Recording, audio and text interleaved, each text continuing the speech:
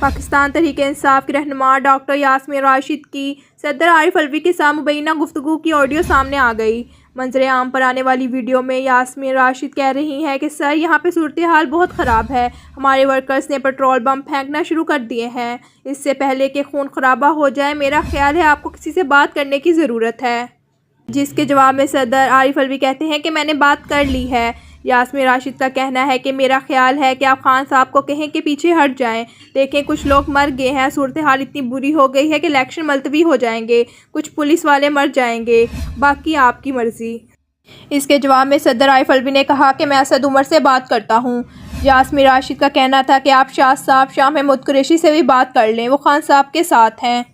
یاد ہے کہ اس سے قبل ڈاکٹر یاسمین راشد کی اعجاز شاہ کے ساتھ بھی گفتگو کی مبینہ آڈیو منظر عام پر آئی تھی، جس میں وہ اعجاز شاہ کو کہہ رہی تھی کہ خان صاحب نے کہا ہے کہ بندے